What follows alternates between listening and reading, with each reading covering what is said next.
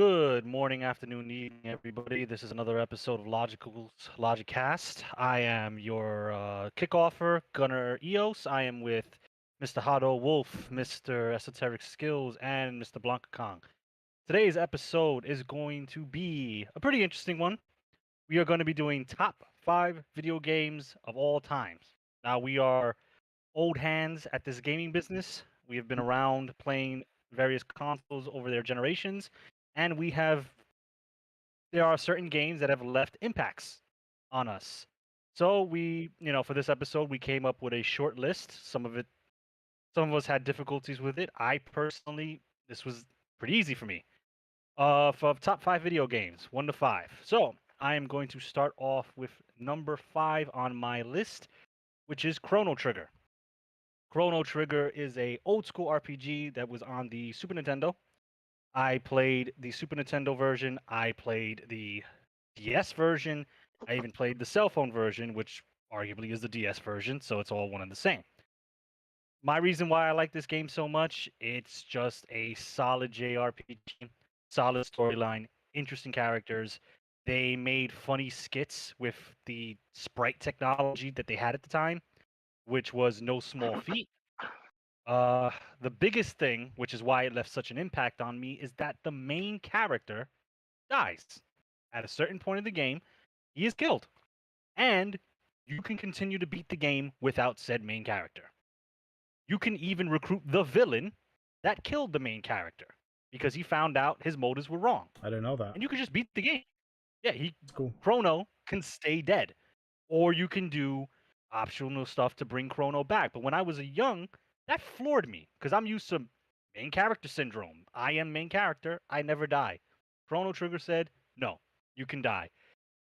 So that left an impact on me. Solid RPG, highly recommended. Still holds up to this day. So, Mr. Hado Wolf, I was led to believe that you had a difficult time with this particular topic. So I am curious to hear your number 5 on your top 5. Well, seeing as I came up with the list in minutes, it was difficult. You had like 3 weeks, so that's on you, 100%. I do apologize. My first Sorry. disclaimer is these are top 5 games for me of all times, personally. Now, if Yeah, you said top 5 games of that I felt impacted the gaming industry, it would be very different games that I probably would pick in a way. So for me, number 5 is Shadow of Colossus. That game blew my mind when it was first advertised as a game, no minions, straight bosses, all the way from beginning to end. And yeah, you have a little sword, a little bow at best. Go. It floored me. Beautiful aesthetics, beautiful scenery, beautiful monsters. The colossi, each one was very different from the last. The one that really, really, really stuck me to the game was the third one, I believe, or the fourth one, which was the giant crow. And the speed at which that bird flew was just dynamic for a PlayStation, and a PlayStation 2 game, I believe. correct. 2. Right. So and then it even changed its battlefield. At 1 minute you're in the sky, the next minute you're on top of a mountain, the next minute you're in a lake of where the battle originally started. Crazy. And in the end, the main character kind of fails his mission as well. So it's like you going through all of this epic fights, like boss fight after boss fight after boss fight, to pretty much get your ass handed to you by not even the colossi, but the very objective of what you're the reason of why you're even doing it to begin with. I feel like anybody who has time on their hands, as archaic as it could be at this point, should definitely take time to play Shadow of Colossus. That's a great fucking entry. So I'm gonna That's a great entry. I'm gonna pass it all the way up to Mr. Esoteric. What's yours? Well, I definitely do need to play Shadows of Colossus. It was one of the games I missed out on. and I've heard great things about. Um, since you guys are talking about, characters, being defeated and whatnot and losing on their quest, mine's is kind of similar. Um, Simply because the villain, the protagonist keeps coming, I mean the antagonist, excuse me, keeps coming back. And my number 5 entry is Super Castlevania. Um, Mm. for the Super Nintendo. Really love that game. It's an awesome platformer. I love the lore. It incorporates the enemies are incorporated through like folklore. So you're dealing with like werewolves, you're dealing with mummies, you're dealing with Medusa, and of course Dracula. Um, it had a very unique style for a 16-bit that I think still lives up to this day. Very aesthetically pleasing. Um, the game just looks phenomenal. The music, it it hits, it slaps. It's amazing. I really enjoyed it. It kind of still resonates to this day. Some of the other Castlevania games incorporated as well.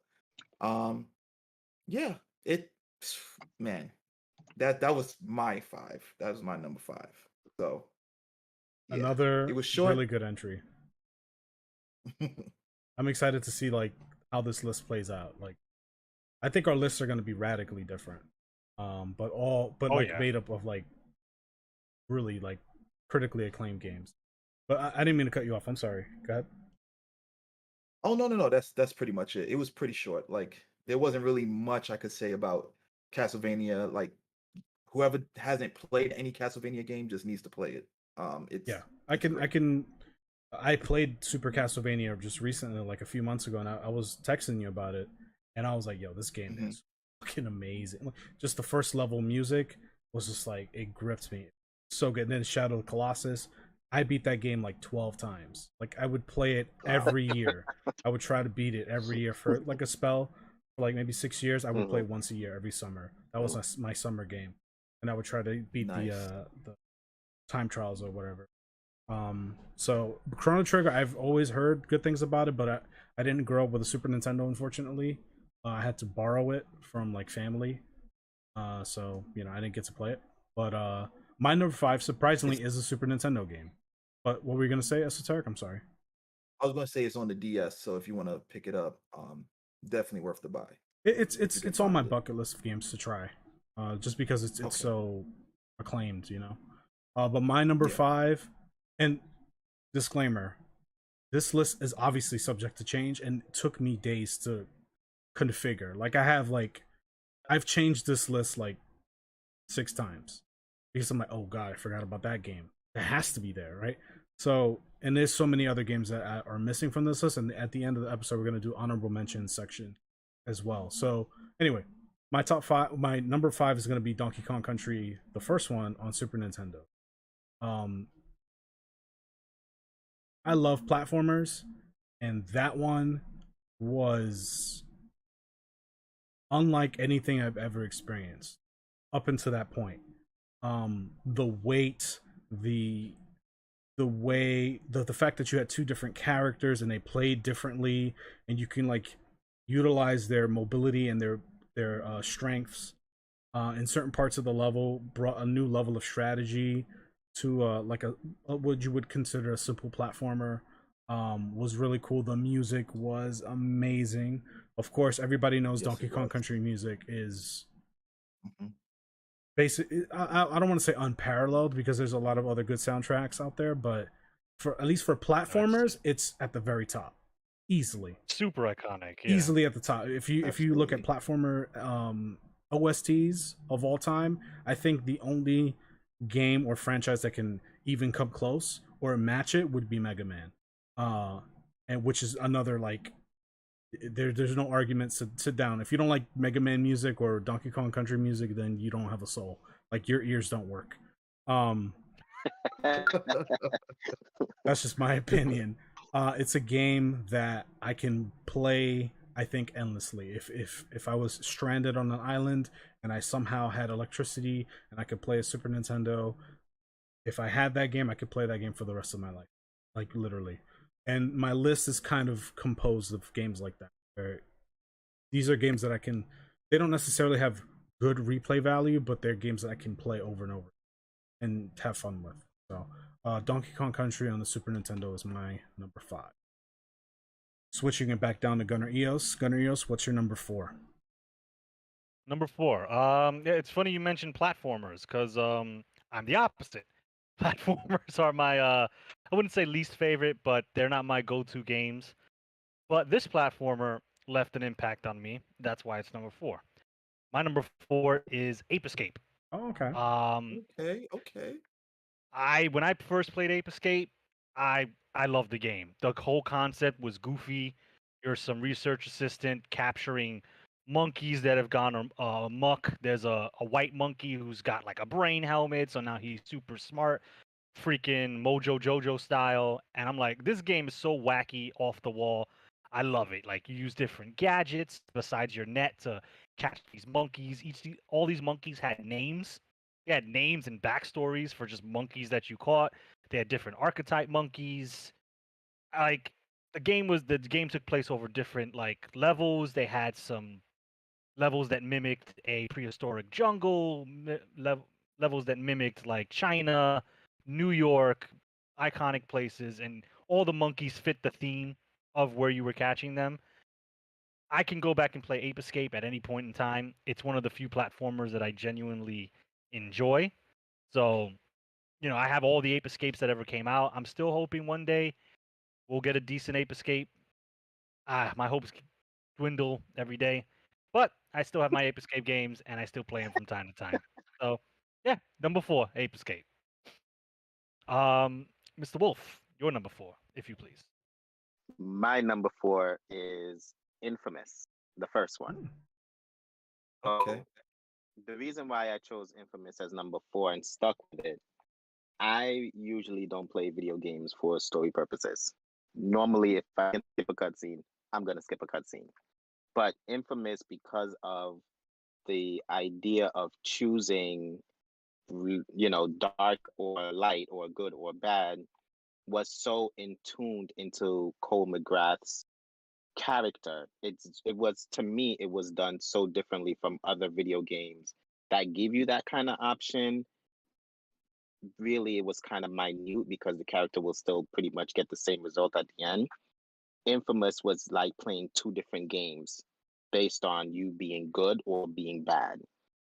And what the main thing that is to me till this day, and I think it's one of those video game scenes that I will probably never forget, is it gets to a point where he really starts to dive to whatever path you're starting to take. One of the biggest how can I put it, not aspects, one of the biggest influences to that choice is there's a scene where the main villain puts you at a impasse where you have to choose between your girlfriend or doctors. Now, the bad path is picking his girlfriend because it's a selfish choice. The good path is picking the doctors because if he frees the doctors, he can help the people in the city that's injured from the damages that's going on in the city now. So doctors obviously is more valuable in this particular situation. So to put the character in a choice where, or in a situation where he had to think of other people other than himself, to me was very pivotal or very groundbreaking to develop his character. So the good path was picking, which I did pick in my first playthrough, was the good path. I chose to save the doctors who was able to help pedestrians within the video game or help injured people within the video game. And as a result of it, he lost his girlfriend. She actually died. So can you imagine being put in that kind of situation where the love of your life, the one that you want to spend time with, versus saving other people because you're trying to save doctors? Is like, Hmm. that's a real it's an inhumane situation to be in, but to make that choice either way is so human that no matter what option you made, it can be justified in a sense. Like that really to me test the limitations of how selfish or how selfless a human being could be.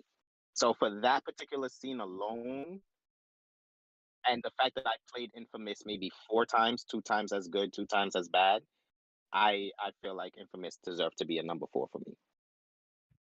A good entry. I didn't see that one coming. So Yeah, no. I also enjoyed that game immensely.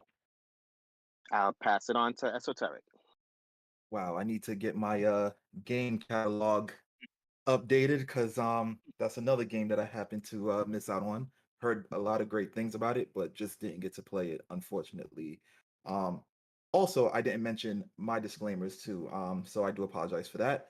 I tried to incorporate within my lists games that I felt would be pivotal within the gaming world, as well as games that I actually played within that time. Because as you guys know, we lived through the times where like the very beginning stages of gaming started to evolve. So that was how I did my selection. Moving on, selecting number 4, I selected another platformer, Super Mario Galaxy. Um, I was kind of conflicted between Mario 64 and Super Mario Galaxy because 64 did pave the way for like the 3D games when it comes to platformers. But I personally feel, in my humblest opinion, that Super Mario Galaxy perfected it. Um, like the worlds were immersive. The game stayed true to the Mario mechanics, such as jumping on enemies, utilizing certain items in order for you to like get bigger, different power-ups. And one thing that the Mario games are always excelled in is they always maintain the core mechanics within their games. And to have that twist between going through different types of worlds, big or small, traversing through these different areas, I found that to be really amazing. The aesthetics, the colors, how vibrant the game was. It was just it was super. You know what I'm saying? Um it Yeah, I had to put that as my number 4. I think it really was a game that kind of pushed, developers in a competitive direction to enhance their 3D platforming experiences. It's a good entry. That's a really good entry. So all of your number 4s I haven't played. Like I played all of them, but I didn't beat any of them. So I played Ape Escape, never beat it. I played Infamous, didn't beat it. And I played Mario Galaxy, didn't beat it. And I know those games are all good. It's just something else caught my attention. I got distracted. Whatever. Things happen. Well, well, I'm sure you played it enough to kind of capture the essence of all these games. So Maybe not at the passionate level as each of you guys, because obviously you spent more time playing them. But I can see why those games made it to your. So my number 4 is also a game that I played on the Wii, and I was also conflicted. This is the number 4 spot was the spot I changed the most, I think. I don't know why that is, but my number 4 is Resident Evil 4 for the Wii. So Nope. I'm sorry, that was my number 3 for the GameCube. So No, I already gave it away. I'm sorry. So I mean, you could talk. You can. So Yeah. The one I didn't get to. So I didn't have a GameCube. Wolf knows this because we were in high school together. Yeah. I had an Xbox, and I was all about my Halo and wrestling games, and I was playing, all my Unga Bunga games, and I was loving it. But then I finally got a Wii, and the Wii was super hard to get. And the first game I got on the Wii, besides Wii Sports, was Resident Evil 4. I was like, oh shit, I never played Resident Evil 4. I should pick it up. Let me, see what it's about. I hear good things about it. It was on the dumbass GameCube, so now that I have a Nintendo system, I can actually play it. So I bought it, and dude, the first night of owning the Wii, I didn't sleep. I played the game all night. And if you play Resident Evil 4 with a regular controller, it's fine. Like the game is very good.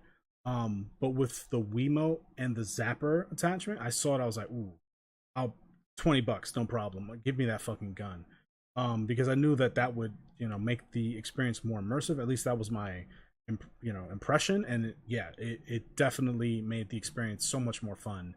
Because in Resident Evil 4, that's the first game or the first Resident Evil that had like the laser scope attachment on your handgun, so it felt just, Mhm. I don't know why, it just felt extra satisfying getting headshots and shooting at the legs to knock guys down, in order to save ammo, things like that. um Resident Evil 4 is, I think, objectively, in most people's in most fans' eyes, the best Resident Evil game. Resident Evil 3 Classic was originally on this list because that's my personal favorite. But I thought about it and I was like, well, if I had to pick one to play for like the rest of my life, it would probably be Resident Evil 4 because there's so much more content, and it's such a jump from Resident Evil PlayStation 1 era to this PlayStation 2, GameCube, Xbox era of Resident Evil games. And I think that Resident Evil 4 was such a pivotal entry to the entire series that if Resident Evil 4 didn't come out and wasn't executed as well as it was, I don't think Resident Evil would exist anymore currently in today's landscape. So I give a lot of credit to that game, and I can play it over. I can play it. I don't know how many times I've beaten it. I must have beaten it at least 5 times over the existence of the game. But I could fire it up right now and play it and get lost in it all over again. So Resident Evil 4 is my number 4 for this list. So Gunner Eos, what's your number 3? Okay. My number 3. No, I'm fairly confident everybody here knows this one. My number 3 is Final Fantasy 9. Never heard of it. Okay. Right. See, there you go. Just kidding. So my when I was growing up, I really wasn't a Nintendo player. My first system that was mine wasn't my father's. It wasn't a cousin's. It wasn't anything like that. It was the first system that was mine was Me PlayStation. too. So, right. So, like most Americans or people in the West, I should say, my first Final Fantasy was Final Fantasy 7. I played it, I enjoyed it, cool. But when I played 9, that hit different because like I fell in love with that game. It was high fantasy with knights and mages and bad villains and political strife. You travel across the world. The leveling system was easy at the time, and now that I'm older, is simple but still in depth. It's just you put on a piece of gear, it has skills into it, you wear it and use it for a certain amount of battles, that skill becomes permanent. Nice, simple, to the point. No crazy materia system from 7, no crazy draw system from 8. Nice and simple. And the story was just I found the story was incredibly good. All the characters were well fleshed out in my opinion. Plot twist was something different. When I was young and I found out that Zidane or Zidane, however you want to call him, was a genetically engineered monkey. Yeah, I was like, oh, okay, fucking who, in a world full of fantasy creatures, that one floored me. And It's the most science in the whole game. right, yeah. In a world where little black mage guys that look straight out of Final Fantasy 1 are chucking fireballs, that's a revelation.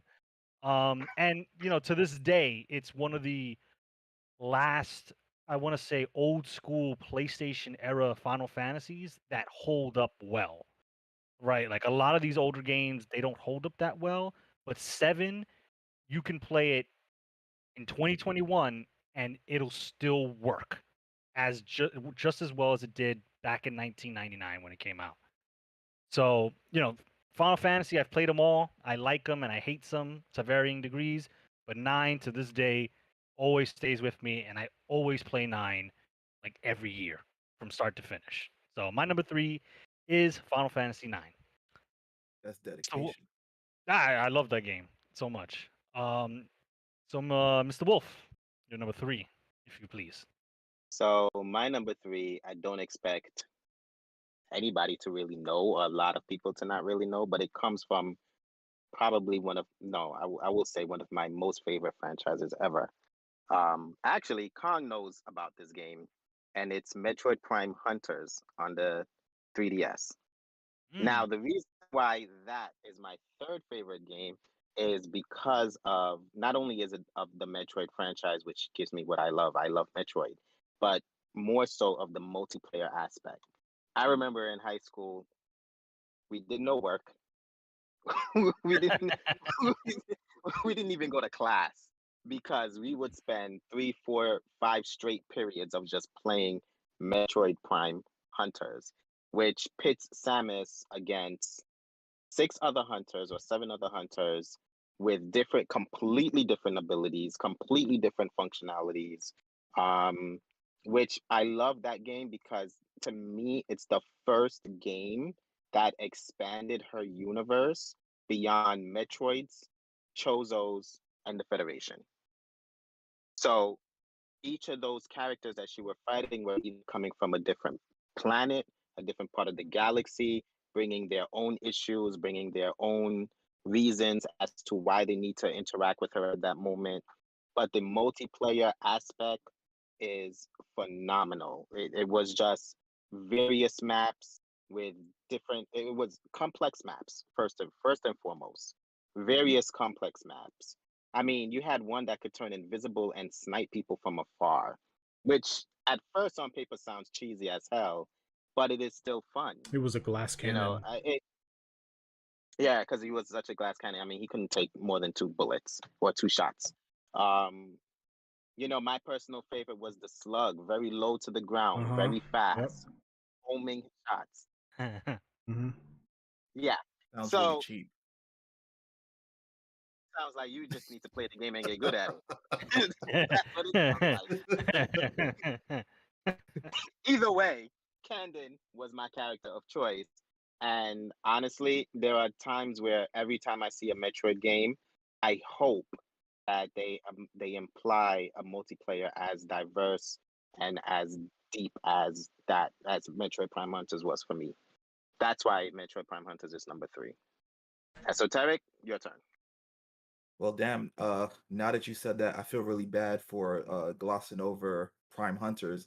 I didn't think at the time, my naivete got the best of me. I didn't think that it would have been a good game. So I feel really bad that I didn't give it the chance that it And it had clearly online play. deserves.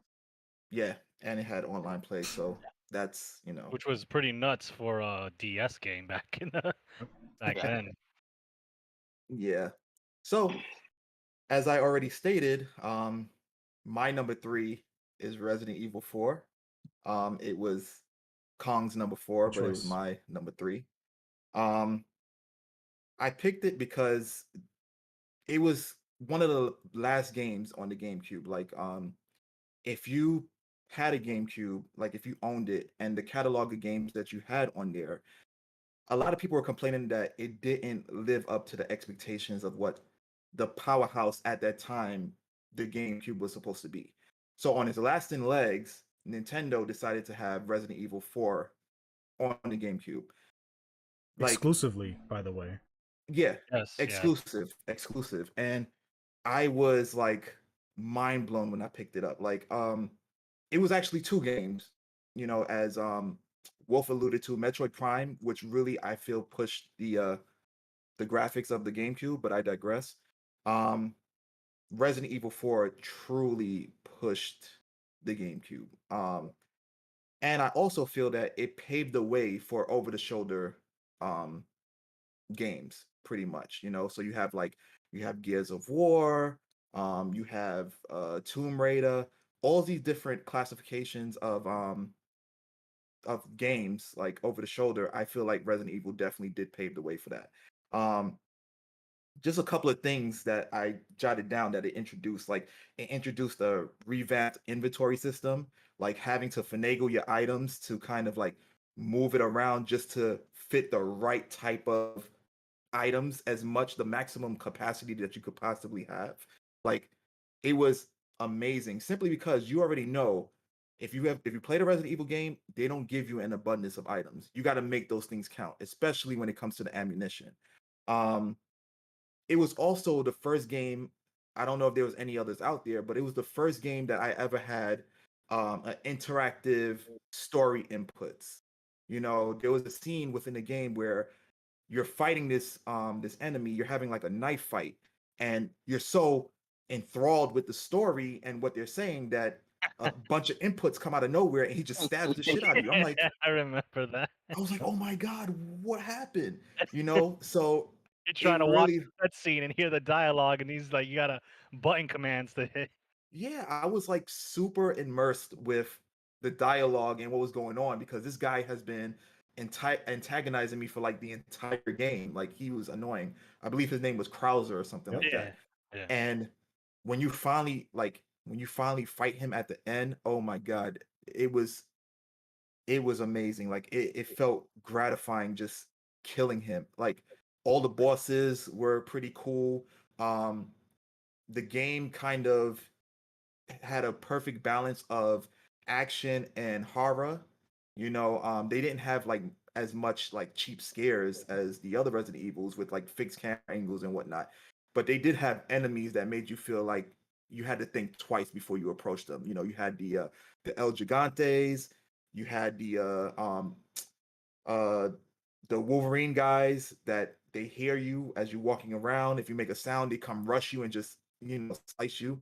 And the only way to like kill them is by shooting them in the back. Um, then you had one of what was his name? The main villain was Sadler, but he had like this henchman with him that you fought in like a barnyard, and he like kind of transformed into a spider, and it was like, oh shit, how am I supposed to fight this thing? See, And spider, nope, pass. and another thing about the game is that, um, which I wish I would have played on the Wii as well as Kong did, because it introduced that kind of time crisis feel where you got to like really move around and really make those shots count. I think I'm gonna pick that up or download it or something. But yeah, that game was amazing. So Kong, bringing it back to you. Excellent entry. I couldn't agree more. Um, that game is the fucking tits, to put it simply. But yeah, on to my number 3. And I don't think anybody's gonna be like any viewers would be surprised that this would end up on a list. Um, is the Elder Scrolls Skyrim. Originally, I had Oblivion because that was the first one I played, and that game blew me away. But Skyrim, I think, took everything that Oblivion did and made it, better or easier to understand. Or I don't know. There's things in Oblivion that I think are better than Skyrim, but I think Skyrim as an overall package is like the better game, and it's been re-released on every console imaginable. Anything with a screen at this point. It's fucking crazy. Like, we're taping this episode in 2021, and it's coming out with another version again. And this game came out 10 years ago in 2011. So the Elder Scrolls Skyrim, like I mentioned before, I played Oblivion. I was looking for like a really immersive RPG on the Xbox 360, and I'm like, man. And I remember I saw Two Worlds, which is one of the worst games I've ever played.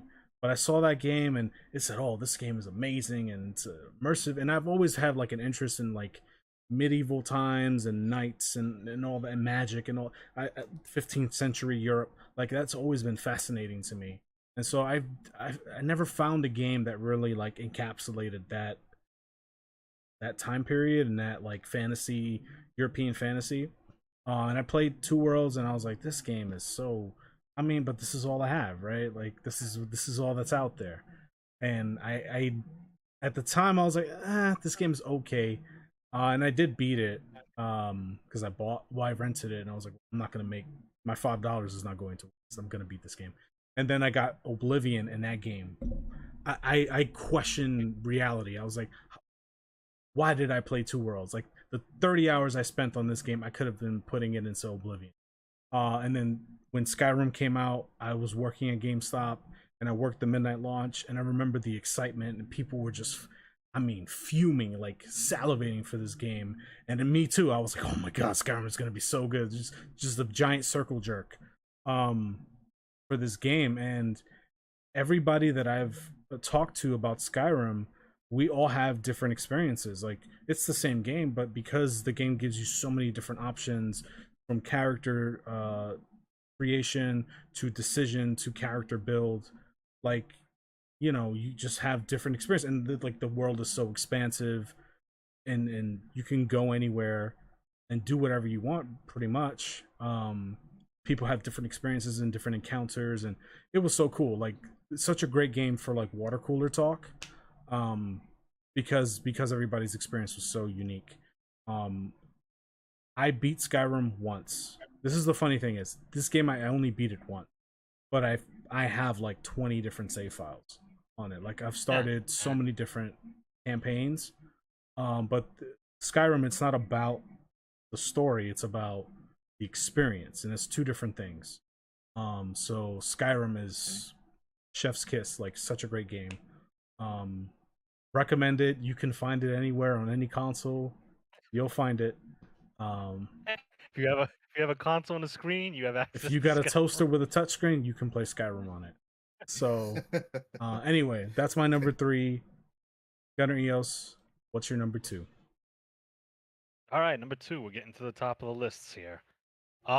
This one might be random to some of you guys and the viewers at home, but if anybody knows where it's from, knows it, I'll put a smile on my face. My number 2 is a game called Valkyrie Profile 2. Knows it. Yeah. Yep, knows it. I know about it. I didn't beat it. I love that but game. I know about it.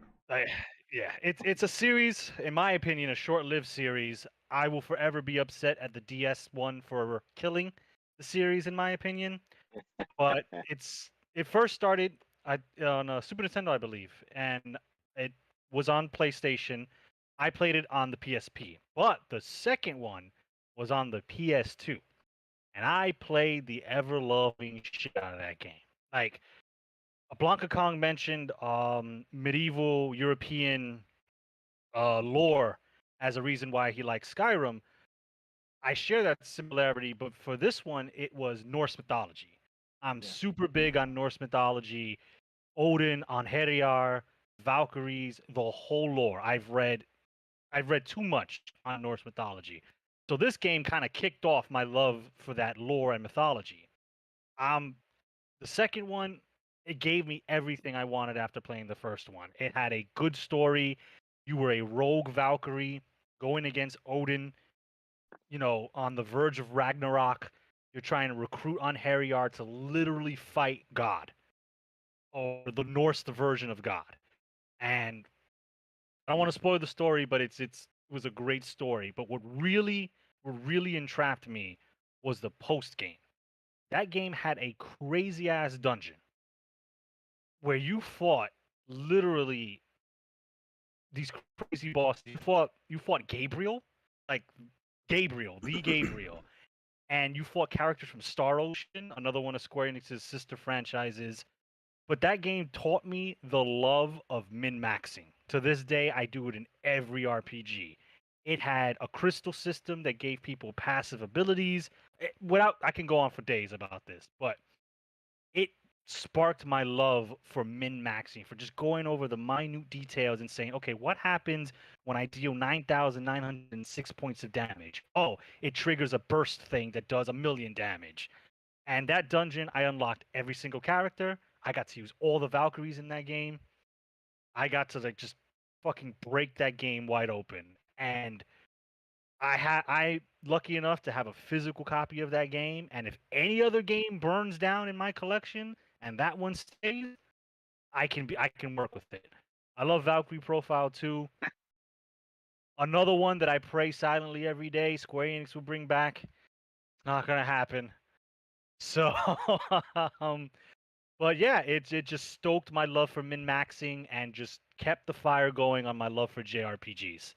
So if anybody in the audience ever gets a chance, they get an emulator or they have a PS2 lying around, they can get access to this game. Play it. Is an amazing RPG, and it's a really interesting look at Norse mythology if that's also your thing. But that's my number 2. We're getting to the top of the lists here, like I said. So, Mr. Wolf, let me hit me with your number 2. My number 2 would be, it Not your wouldn't be any shit. surprise to you guys. I could have helped it. Go ahead. My number 2 wouldn't be to any of you guys surprise. It would be The Legend of Zelda. Specifically, well, the whole franchise is my favorite franchise, period. Well, second favorite franchise, period. But specifically speaking, Legend of Zelda Twilight Princess. And the reason is because I remember when they first announced Twilight Princess, I was stoked because they brought in a more darker, grittier version of Link's quest to save the princess, and then the game got delayed a whole fucking year. Yeah. So it's like, you hype me up, I get the hard on, but you take it away from me. like like don't do that. You That's blue balling people Goddamn out here. whore. exactly. And it's one of the things I love and hate about Nintendo, but more so respect, is that they will pull a game if they feel like it's not on par for what the franchise is or what they expect. So with Legend of Zelda Twilight Princess, it bringing Link to a gritty, darker version shows of how potentially where the franchise could go as a whole. Not that Breath of the Wild is a bad game by any means necessary, and if anybody really sit and dissect any given Zelda story, they're all dark. They're Yeah. all messed up in some way. If you really sit and dissect the story, don't let the bright green tunic fool you. Like he goes through stupid shit, crazy shit. But Twilight Princess, being from a mirrored world of a princess who's trying to recover her own world, but it's so affecting his world. So then that becomes like, two sides of a coin that cannot coexist. That became an issue. Link pulling the Master Sword out of the shaft that it was stuck in. That one scenery alone, as the water evaporated from the power that the Master Sword had, not only showed how powerful of a weapon that he is holding, but also how powerful of a character he must be to wield such a weapon.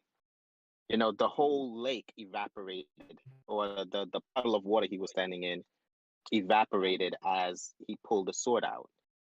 And that is an iconic scene to me. It's just the whole game overall was just very different, but at the same time, it felt very close to Ocarina of Time, which is it is my favorite Zelda game overall. But I think Twilight Princess just did so many beautiful things. It put so many beautiful things. It opened doors for what the franchise could do in the future, or what it did do in the future. I think I can play Twilight Princess right now, and even though I know exactly what's going to happen T for T, I'll enjoy every minute of it. So my number 2, Twilight Princess. Esoteric, your turn. Damn. Okay. Valkyrie profile and Legend of Zelda. Mhm. Damn. That's those are crazy number twos there. Um, my number 2 is actually, it probably might surprise you guys, but when I say it, you guys are gonna be like, yeah, that makes sense. I would have to say my number 2 would be Metal Gear Solid. My Okay, number yeah, 2 is that makes definitely sense. Metal Gear Fair Solid. enough. Mhm. Okay.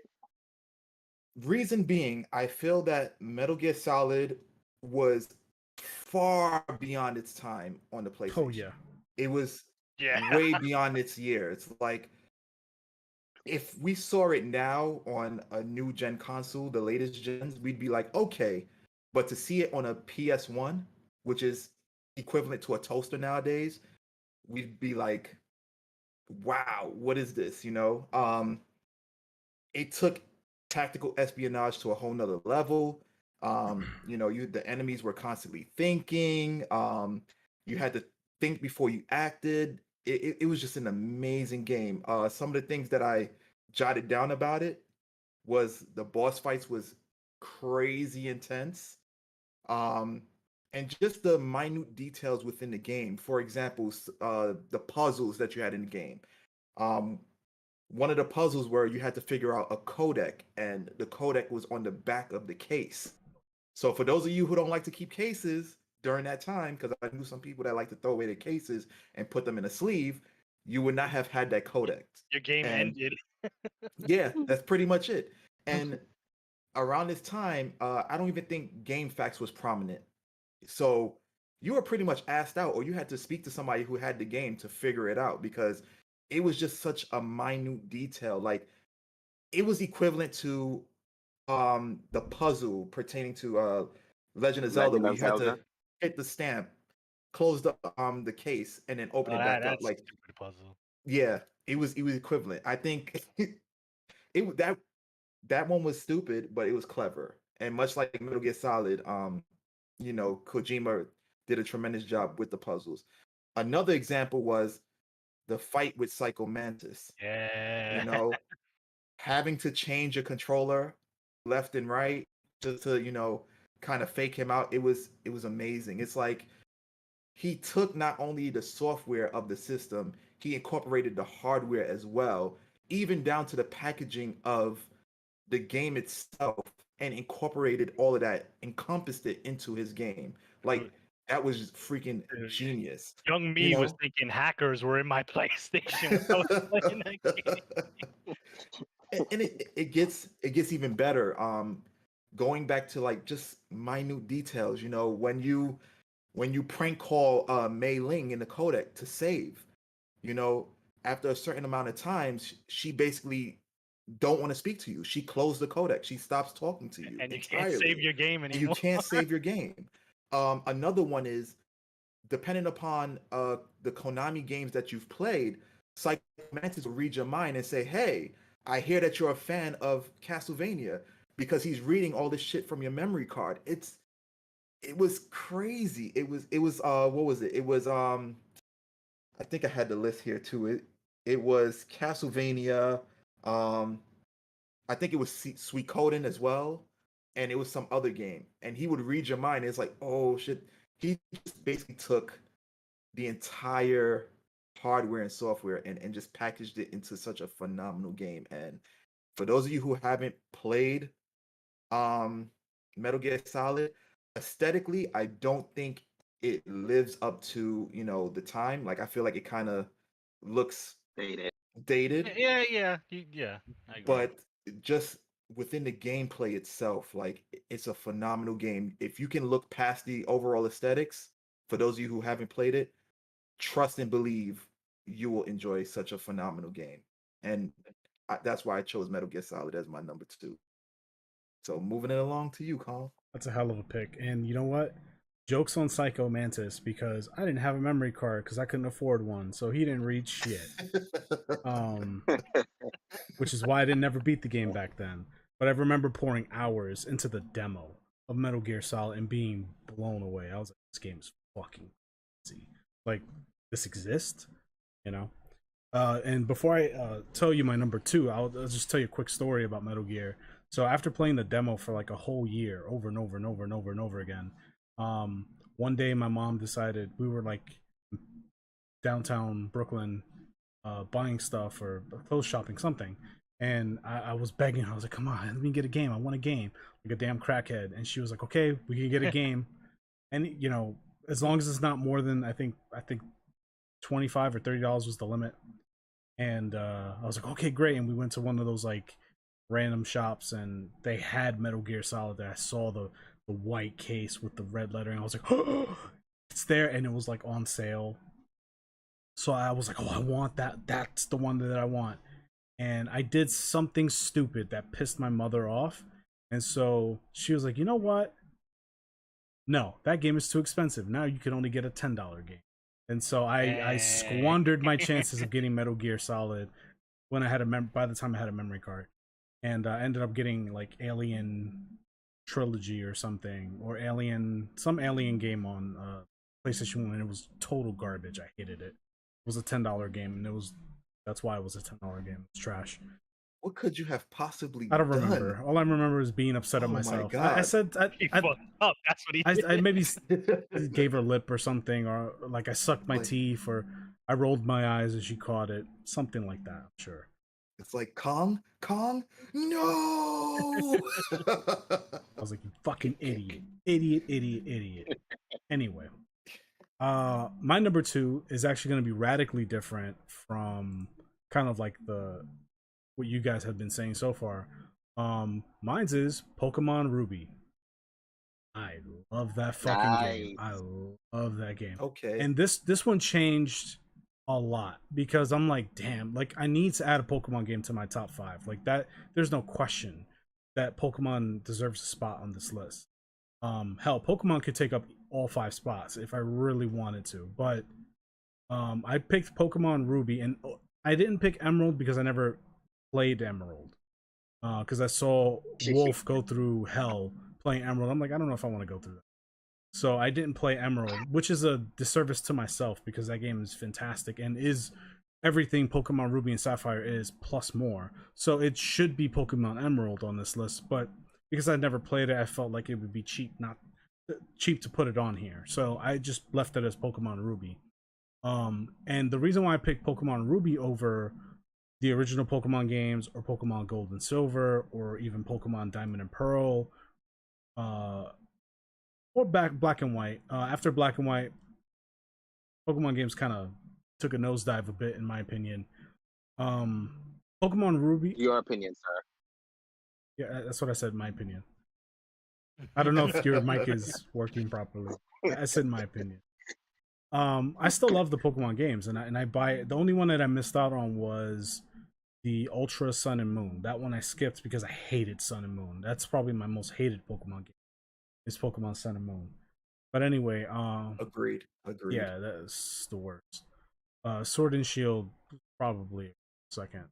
No, it is second. What am I saying? Anyway, Pokemon Ruby did everything, in my opinion, that the original Pokemon games did, plus way more. So again, me and Wolf went to high school together, and I played Ruby, he played Sapphire when it first came out, and we played the crap out of that game.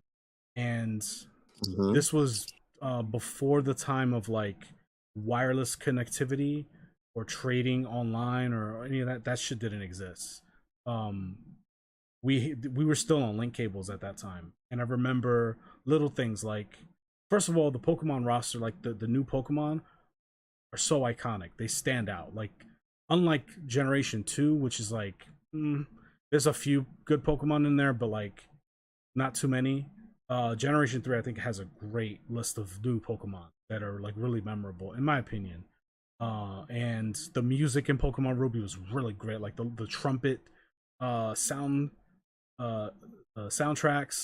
like the fact that they managed to pull that off on a fucking Game Boy Advance. I was like, wow, this fucking music is great. Not to mention like the fact that you have your secret base, which is like your own apartment in the game, and there was like so many different places where you can put it, and you can, if you transferred your data with your friend, you can battle your friend in your game offline in their secret base, which was like, this is fucking sick. Like, what? I can battle like, he can set up his team and I can battle him whenever I want. He doesn't have to be in the room. We don't need a link cable. I can just battle his best team. Like, granted, it's not him or, whatever, but it's, it's the closest thing I'll get, right? So that, like, I was like, how is this even possible? Like, what is this magic? And I remember, this is like very minute, but it still blew me away. Is in that game there are things you could do, like side quests, like the Pokemon contest, the beauty contest, and the main story, and there's like little things you can do that like are considered important to the world, and you can interact with the televisions in that game in people's houses, and it would like be like news stories of like things that are happening, and you can, again, if you link with your friend and transfer data, you'll read like the accomplishments of your friend in his game on your game, which was like, what the fuck? Like, when we found that out, we were like, holy shit, they're talking about you in my game. Like, that like stuff like that was just like, this game is so sick. And then again, like back to the Pokemon, Metagross, Swampert, Blaziken, Sceptile, like Salamence, like I think Generation 3, besides Generation 1 nostalgia, I think Generation 3 is just the best collection of new Pokemon. Fight me if you want. I'll fight you to the death. I don't care. Swampert is the shit. I love Pokemon Ruby. I can play that game over and over and over. That's easily my favorite Pokemon game. And my number 2 for my top 5 lists. So with that being said, passing it on to Gunner Eos for his number 1. So drum roll, please. All right, number 1. This one was the first one that I wrote down. This was the easiest one. Layup. 2 and down took a little thinking. Yeah. For me, number 1 is Legend of Zelda: Link to the Past. That is my favorite Yeah. Zelda game, period.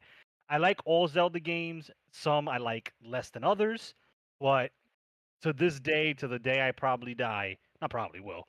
Um, Link to the Past is hands down my favorite Zelda game. It's a little bit, it's a lot of the own game's merits, and there's also like a little personal bit to it. My father, he was the guy who had games before I knew what games were. He got me into video games. He kind of bought into the Sega does what Nintendo don't campaign. So we didn't really have a lot of Super Nintendo games. We had a shit ton of Sega Genesis games. But the few games that we had, one of them was Link to the Past. And I remember I would, after I did my homework or in the weekends, I would be in the living room because I didn't have my own TV. I would have my little allotted time and I would unhook the Sega Genesis and rehook the Super Nintendo so Get the I shit could out of play here. Link to the Yeah, or I would ask because I didn't want to break anything. And I played. I wasn't great Shit at the outta here. game. Yeah, get out of here. I wasn't great, but I loved it. Like the art style, there's something about it. The little Yeah. cheapy look, it's just really endearing to me. And the story, like Wolf said, is another one that's more overtly dark in that timeline. Now that we have like the Zelda Bible and we know about the timelines, in that timeline you lost. Yep. Ganon won, and Ganon's the big man in charge, and you are fighting from a losing position. I found that amazing. Your uncle died. Like to me, death in Yep. video games wasn't a thing really. And he's gonna get up, right? The fairy Zelda's gonna revive him, right? No, he's dead in that sewer drain to this day. Like dungeons were fucking memorable in my opinion. The bosses, the gadgets you got, I can go on. Like I love that game. It is in the weird my introduction to video games. That is honestly my first Zelda game. Then later on I played the other Zelda games in chronological order. So that will always have a special place in my heart. I have to this day the Super Nintendo cartridge and I have the Game Boy Advance cartridge when they ported it over to Game Boy Advance. And that I'll Nice. take with me no matter where I go in life. So for me, number 1 forever and always, Legend of Zelda: Link to the Past. Mr. Wolf, let's hear your number 1 game. So my number 1 game is gonna be an upgrade from someone's number 2 game. Hello Kitty. And Pokemon Emerald. That's because Pokemon is life. That's my motto. That's what I'm dying by. That's what I'm For teaching my life. That is life. Pokemon is life. Period. So the reason why Emerald stands out to me specifically is much to what Blanka Kong said about Ruby, with the exception of Emerald adding. Emerald is the ultimate DLC to any video game of a franchise. Okay? Emerald added the Battle Frontier, which is a set of challenges to really test your mettle as a player of the game. Emerald added Pokemon hidden their special abilities to affect the map, such as if you had the lightning rod, you get more phone calls for trainers to rematch you. They revamped the gyms. Both Groudon and Kyogre was catchable, which is the Ruby and Sapphire respected legendaries. Was catchable under the one game. This is I believe it was the first game where Mew was legitimately released under legitimate circumstances. Know that. It was. Then there's the music. Pokemon Emerald Gen 3 music was phenomenal. I mean, my brother had a playlist of Pokemon Emerald, Ruby, and Sapphire's music just to listen to. All right, like Emerald is just so phenomenal. you could catch, or you were given one of the Gen 2 starters if you completed the decks in Emerald, which obviously, you would pick your favorite between Chikorita, Quill, and Totodile. If any of you don't know what that is, you probably should go research it. Pokemon is life. I'll Anyways, research it now. so so like the reason why Pokemon stands out is absolutely will always be my number one on any list given to me when it comes to favorites. It gives me everything I love in video games. It gives me RPG aspects. It gives me replayability. It gives me competition. It gives me growth. It's just the game gives me everything I love about video games in general, all packaged in one cartridge. Pokemon Emerald, number one. Never get tired of it. Probably will buy a Game Boy Advance to buy Pokemon Emerald, which is going to cost a lot of money, but fuck it, I'll do it. Yeah, I will do it. So fair enough. now that the love of my life is over, I'm going to pass it on to Esoteric. Oh my goodness. Pokemon is definitely life. Unfortunately, I have it as one of my honorable mentions because You son of a it's so meant. bitch. No. Listen, hear me out. Hear me out, please. I It's think we need to change him. I think we need someone else on the podcast now. I don't have a diaper. What are you talking about? Um, no, it's simply because like it was hard for me to gauge. Like I love all of them with the exception of Sun and Moon, terrible, and the recent one that came out, I believe it was Sword and Shield or whatever. Like they were all phenomenal games. Fell in love with Red and Blue ever since, my mom got me Game Boy Color, Pokemon Red. It's like she knew I loved Charizard. Never seen the character, but she knew that I would love him. And yeah, but I digress. But definitely an honorable mention. I feel really bad for leaving it out.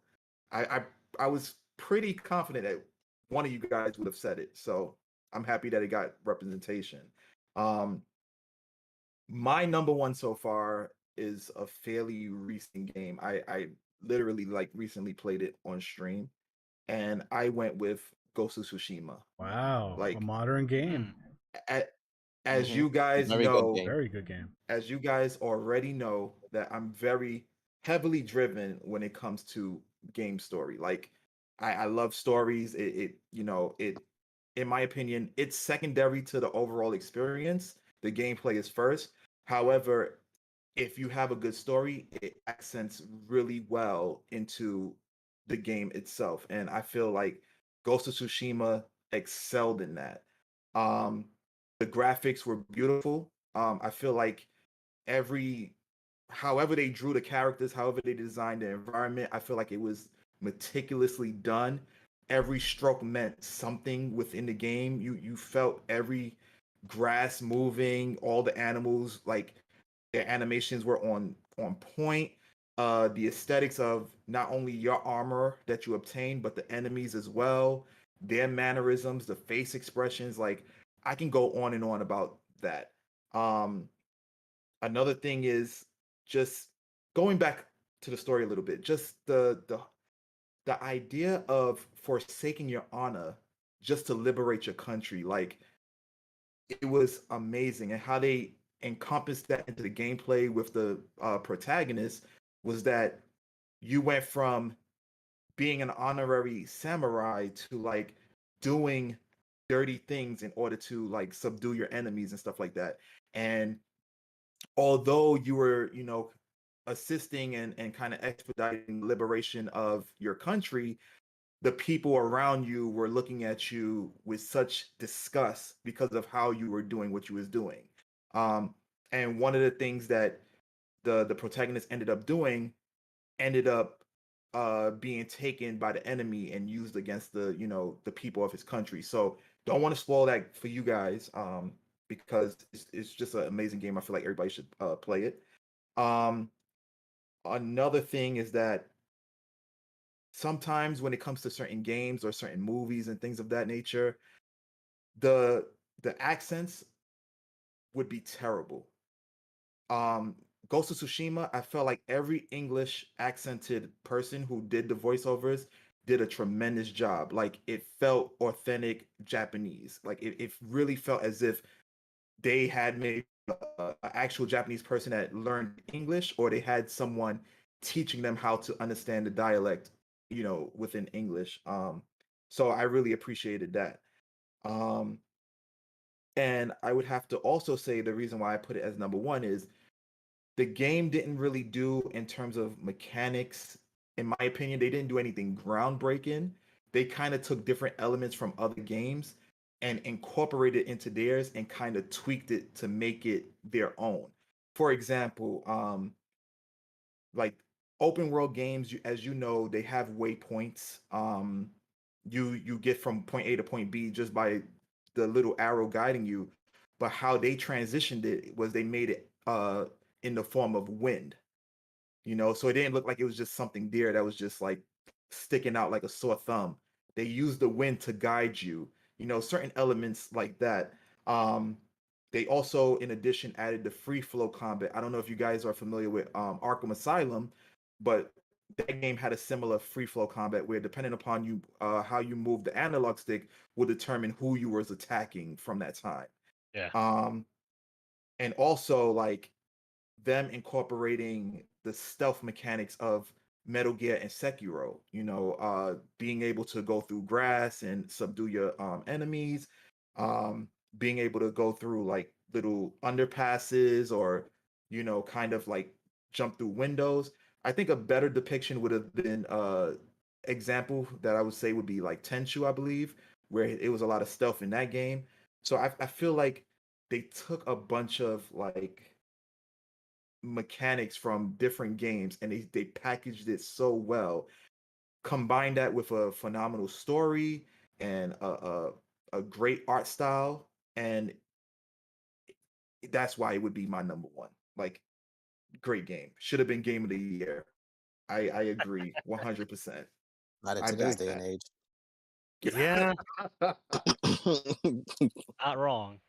Yeah, That Amazing that game. entry makes a lot of sense. Like, and that it isn't does. my number one, but I considered it. I considered it on this list. I was like, damn, like, that game was so good. And I mean, you guys remember, like, when it first came out, I got it day one, and I was like, guys, this game is amazing. Like, I kept advertising it to you. I was like, y'all need to play this fucking game. And Mhm. like, I'm not one for like story in games. Like, it's story's usually secondary to me. It's like whatever. But this game really gripped me, and like I was there with Jin Sakai. Like, I was there, Yeah. and Yes. I'm not Yeah. gonna spoil the ending or anything, but like, I was playing like the last section, the last fight or whatever, and I'm like, who the fuck is cutting onions at this time of night? Like, I was so, and that almost never happens with me. Like, but that game got me to. I shedded a tear at the end. I was like, this is beautiful. Like, I clapped. Like, I literally clapped. I was like, this is what games should aspire to become, with everything that we have access to as far as technology and like software and like just everything. Like, we should be, we as not us, but like game developers should be striving to make stuff like this, because video games is such a unique medium to evoke emotion. Like, there's so many different, like, music, art, storytelling. Like, there's so many things happening at once that I mean, it's what a movie can do, but or a book can do, but it can execute it on levels like I don't think if you spoke to like a author from like 100 years ago or 200 years ago, and you told them like the capabilities of storytelling that you can pull off with a video game, I mean, they wouldn't believe you. Like, it's like, there's no way. Yeah. Yes, witchcraft. Yeah, there's no way. But anyway, Ghost of Tsushima is game of the generation as far as I'm concerned. It's the best game on PS4. There's not even a question about that. There are some games I can that agree are with close that. to it, God of Yeah. War and Spider-Man, Yeah. and a few others, but Ghost of Tsushima is the game of the PlayStation 4 generation. Period. Like, Don't tell me otherwise. Agreed. But anyway, Agreed. Before you get to your number one, Kong, okay. I just want to know this: did you choose the opposite choice that I made at the end? Oh man. Don't spoil it. Don't spoil it. But all right, y'all can talk about that on your own. okay, Yeah. okay, yeah. We made the same no choice. I remember we made the same choice. I couldn't do it. Anyway, again, I was in the story. I couldn't. We made the same. We made the same choice. Anyway, my number one is Monster Hunter. Surprise. Which yeah, surprising no one. Figured. Whoa! Big reveal. But which Monster Hunter? And this is what took me forever. The hardest games to figure out on this list were which Pokemon, which was a little easier once I really started to like write it out. But which Monster Hunter game? It's like which I'm guessing one? it's between Freedom Unite and World, like Iceborne World. I think those were the two that kind of like. Okay, this is interesting. Got you. Okay, that's what you think. Okay, Gunnar, what do you think? Yeah, I would say maybe Monster Hunter, Freedom, and World. Yeah, maybe not Iceborne, but Base World. Because I remember, like you were like when they showed off the next generation of Monster Hunter, like you were all in that. It was a pretty big leap for the Monster Hunter franchise, finally leaving the 3DS realm. Yeah, big jump. Wolf, what do you think? I'm gonna go with Freedom Unite as well, which would be considered what Monster Hunter 2 in Japan or Japanese or something like that. Yeah. But if I had to get a second pick, I'm gonna throw it out there. I'm gonna say one of the Tri iterations. Okay, that's it is behind me right there. So it was between three. It was between Monster Hunter World, Iceborne World, which includes World. I consider them a package deal. Freedom Unite for sure, and Monster Hunter 4 Ultimate. It was between those three. I was like, these three games are fucking so good. But which one is the one I would go back to the most? Which one is Ultimate? Which one is the best one amongst these three? Rise. Blanka Kong has left the chat. I don't think so. I chose Monster Hunter World Iceborne because, and again, this was a choice. Even now, I'm like, should I change it? They won't know. World did everything. Okay, this is gonna sound weird, but this is how I feel.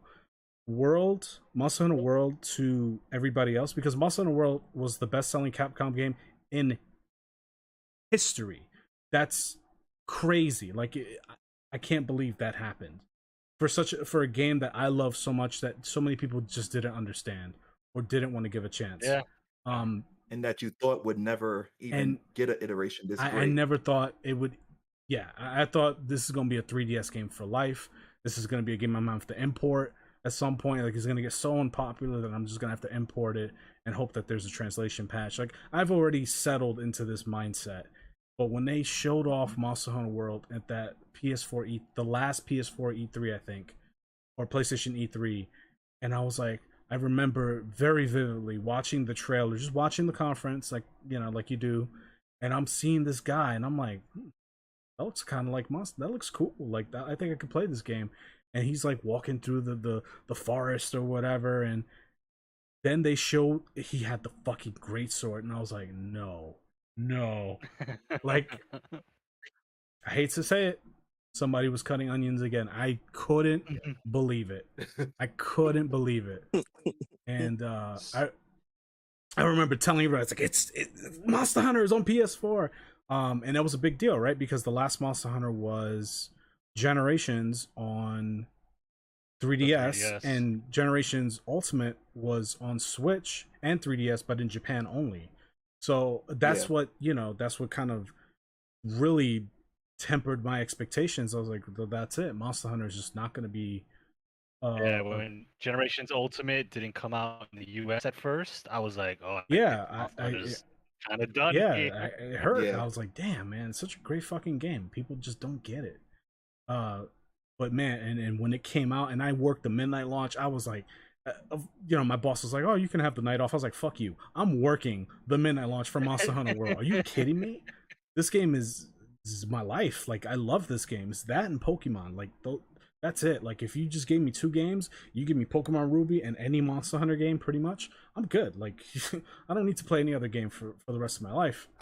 But I just find it really interesting, simply because it's like I know how much you love Monster Hunter, so the first choice I would have thought you would have done was no, I am taking this day off and I'm going to play shit out of this game. But understanding who you are, you're like, this is Monster Hunter. I want it to do well. I'm going to upsell the shit out of this game. He's in a position to like push this yeah, game to people. what's funny is it came out with Dragon Ball Fighter Z, which is like a fantastic fighting game. And those games came out the same night, dude. My store crushed sales. Like, I quadrupled the sales for the day. And granted, most of that was Dragon Ball Fighter Z because it's Dragon Ball Z. But I had 60 plus people in the store at once playing Monster Hunter on one side of the store and playing Dragon Ball Z on the other side of the store. It was fucking awesome. I loved it.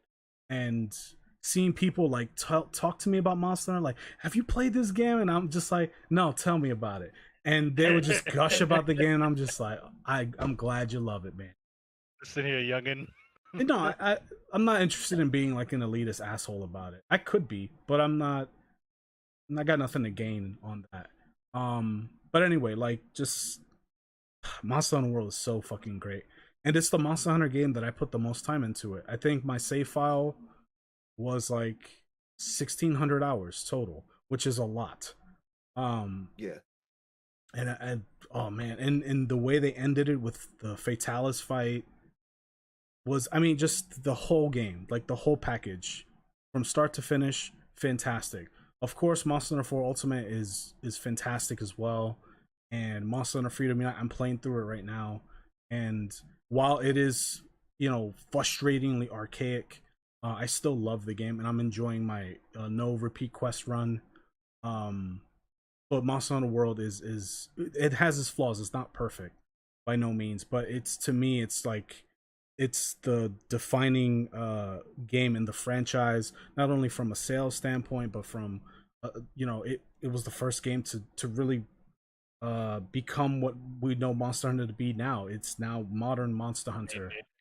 It put Monster Hunter on the on map on so many different ways. Game. Yeah. Right, and so I give it all the credit in the world. We got cool fucking monsters like Nergigante, such a bad motherfucker. Like, that game is the tits. It's not even was. It is the tits. There are more people playing Monster Hunter World even to this day than there are people playing Rise. So, I mean, yeah, that says something. That says a lot. Monster Hunter World has content.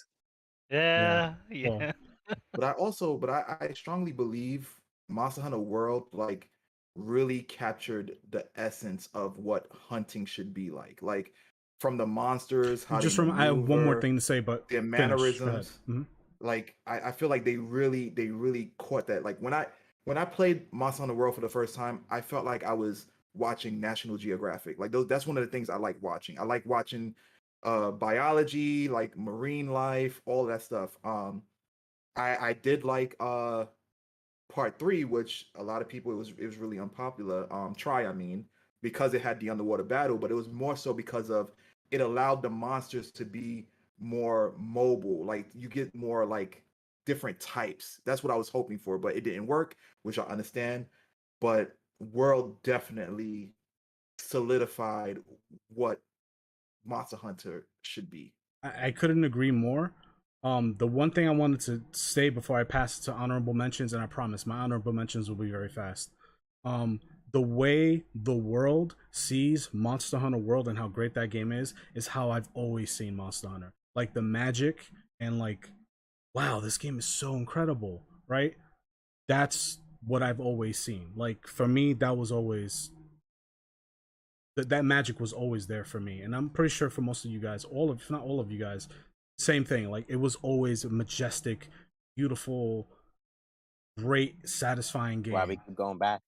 It's why I'm going back to play Freedom Unite in 2021 with an insane stipulation that I'm like, ooh, this is kind of hard, because the game's already hard, and so I still remember the day that Mr. Grant introduced the game to me, and I remember buying a PSP that very day.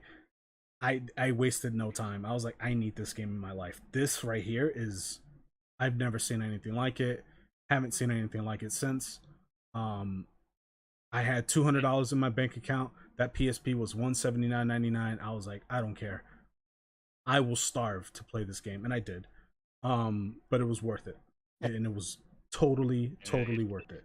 So It left an impact on the gaming industry because there were a lot of blatant clones, and to me, it spawned, much like Dark Souls, it spawned a genre of game, hunting right. games.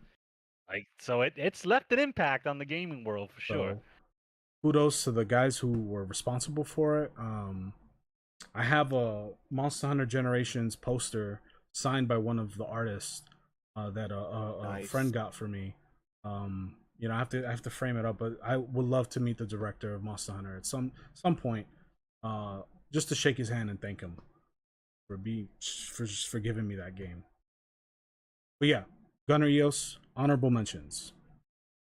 Mine is gonna be super quick. It's just one that slightly edged out 9 on my list. It is a game that started a franchise that spawned a character I'm not a big fan of, but it is what it is. Xenogears. What character is this it- that you don't like? It's Cosmos. yeah, Cosmos, because Xenogears started or was the origin. Then Xenosaga came out, which Cosmos is the main character of. But my honorable mention is Xenogears, the first game. In a couple podcast episodes ago, we talked about I believe Kong mentioned PlayStation demo discs back in PlayStation Magazine days. For me, Xenogears was that game that I played the demo to death.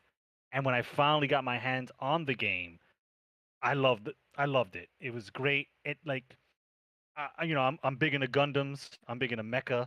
Yeah, And that shit had fucking robots in it. You can it did. go Mhm. from fighting a dude, main character was like a kung fu artist, and you could just fucking hop into a mobile suit and start having mobile suit battles.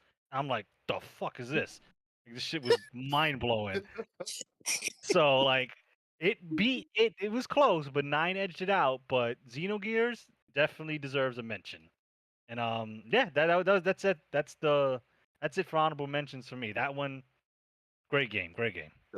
The only downside to that game was it had insanely amount of like cinematics. Like they were long as hell. I remember falling asleep on one of them because it Oh, was like about you mean 40 Xeno? minutes or You mean Xenosaga? yeah, Xenosaga. Xenosaga. Mhm. It was rough. That's why, yeah, I respect it. I mean, it's it's the reason why Xeno anything is on people's minds. But for me, it's Xenogears. Saga, that's a whole nother kettle of fish. Okay. How to Wolf? I know you had a lot of honorable mentions. Let's hear 'em. Yeah, I think I'm gonna have the most out of everybody. My first honorable mention is going to be Prince of Persia, Sands of Taking Time. my That's Go ahead. a really great game. That game, phenomenal. Since you're gonna be the one to talk about it, I'm just gonna, and I have the most. I'm gonna put it out there. That's one of them. Another one that I have is No More Heroes, specifically No More Heroes 2. Now, No More Heroes overall is one of my favorite franchises because it's so off the wall. It's random, it's different, it brings a new perspective of what video games could be. But more so No More Heroes 2, because I feel like the enemies you fought there was more iconic, but as far as character development, it took this early 20s immature dumb kid who at first is all into killing and becoming the number one assassin, into seeing his humanity disappear because of all the murders he's done. So it's when that's the game that shows that he's truly maturing into an adult. So that's why No More Heroes number 2 stands out. Then there is Persona, Shin Megami Tensei Persona, which specifically is number 4. Reason why number 4, Shin Megami Tensei games, the Persona games, has a tendency of bringing out what we truly, or what people truly believe in, or what they truly are from the inside. So a lot of times we try to be nice so that the public would accept us. A lot of times we try to be or accept things because we know the general public will ostracize us if we don't accept it, which clearly is going on now. Whereas Persona, specifically 4, really brought in where these characters are not as nice as you would think they are when you look at their true personality, and they had to accept the negatives of their personality in order to progress as characters. So for me, that is showing what a human being really is. It's character growth. And then I think the last one I had put was it's a fighting game, but I think it's a fighting game that went under the radar, and it's Tatsunoko versus Capcom. Yeah. Okay. Yeah.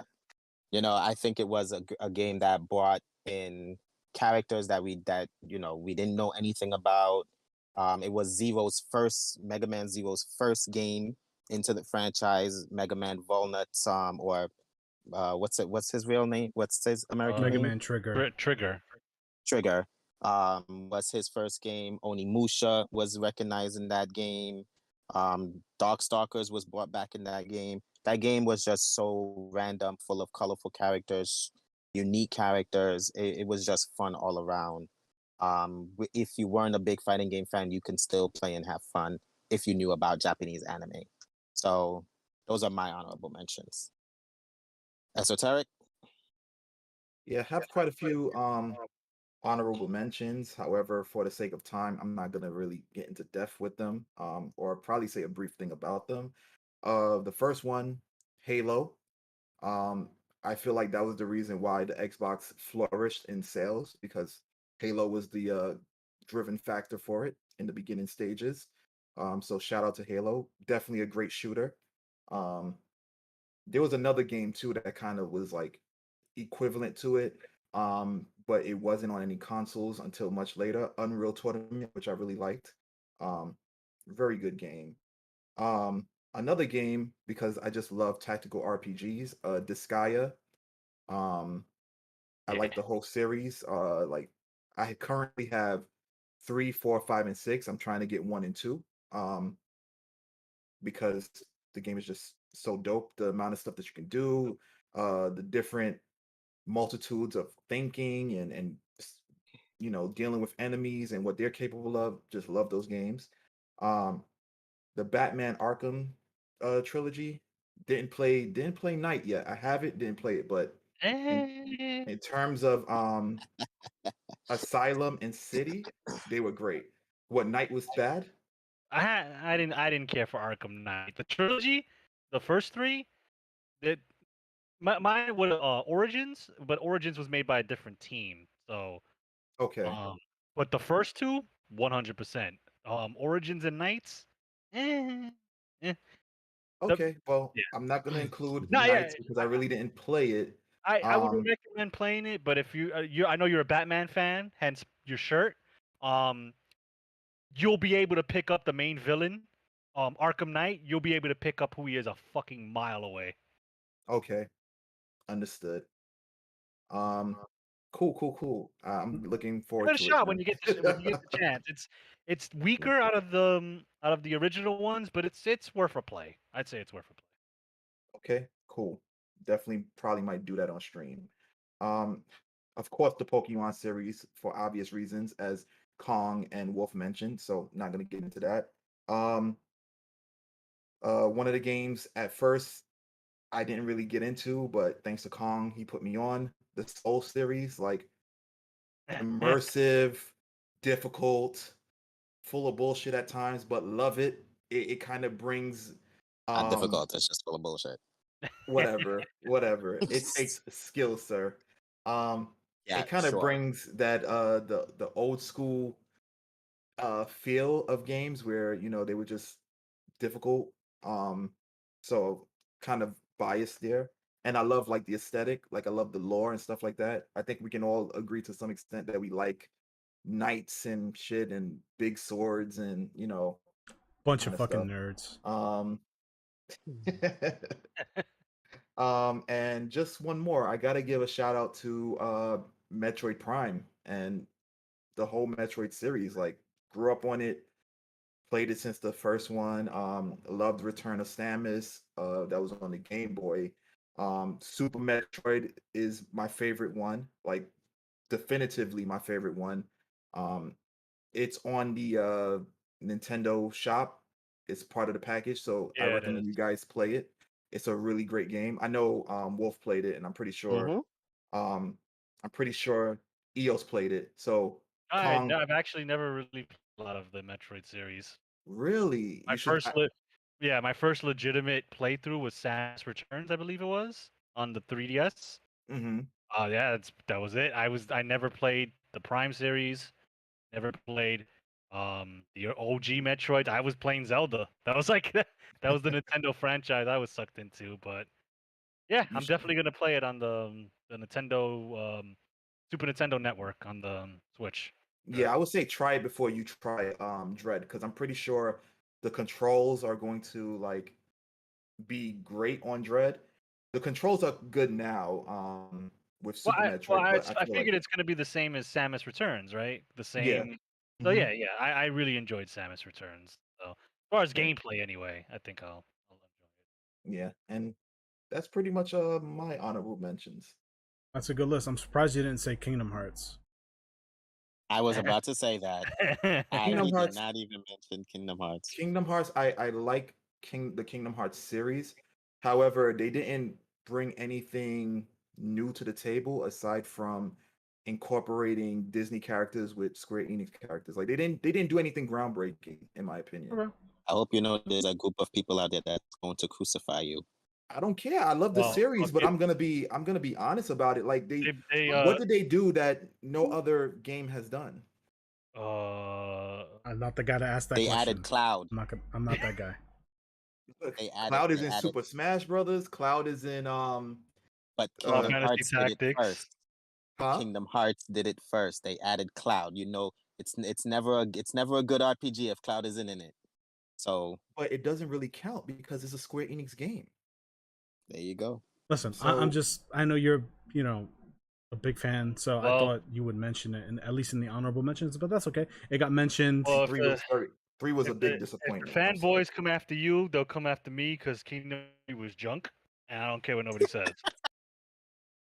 Oh And I'm crap! not gonna touch that at all. Fuck that. See, you went from blasphemer to heretic.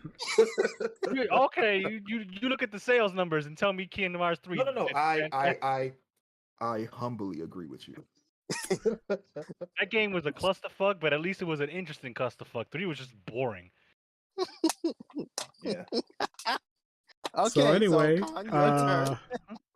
just to quickly go through, Prince of Persia: Sands of Time for sure. Even the trilogy, I love Warrior Within and the Two Thrones. Really? Yeah. Those games were I think not as good, but I I still would like say them. the last one got kind of edgelordy. Like it turned the edge. It up. did. Was it the third one or the second? That's the second one. Okay. Second one. Warrior Oh, Within. okay. His edge was I cut myself on Yeah. it.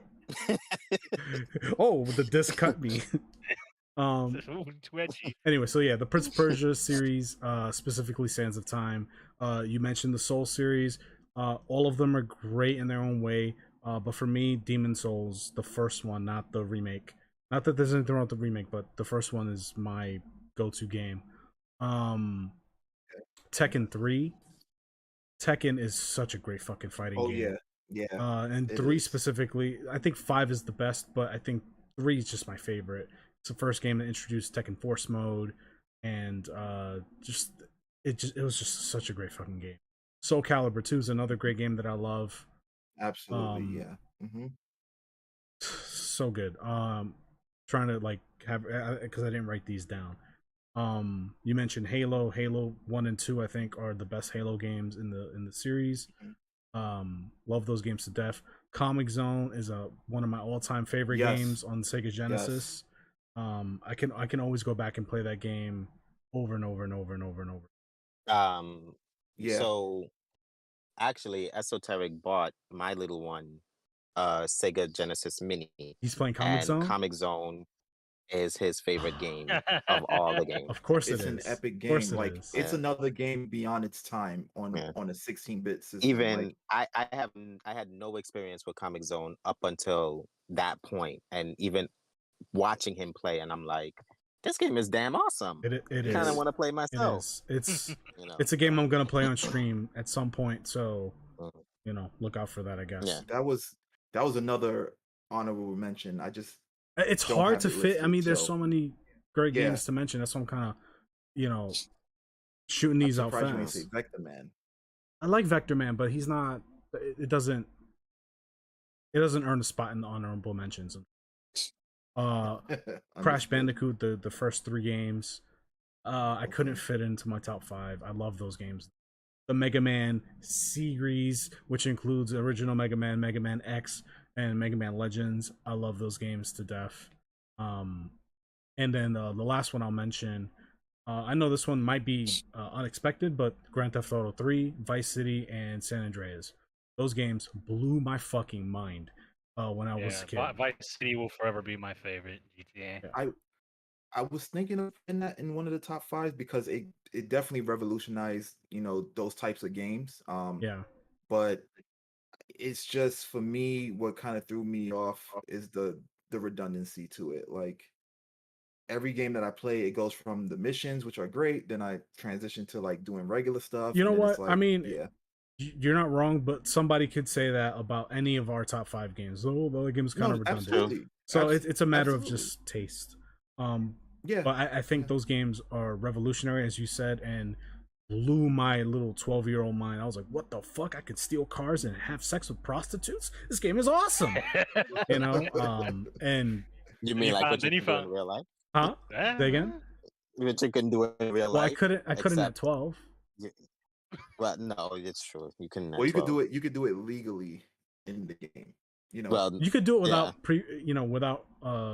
without any repercussions. Thank you. That's the word I was looking for. Yeah, that's what I meant to say. And you find the cheat codes and you start doing some real dumb shit.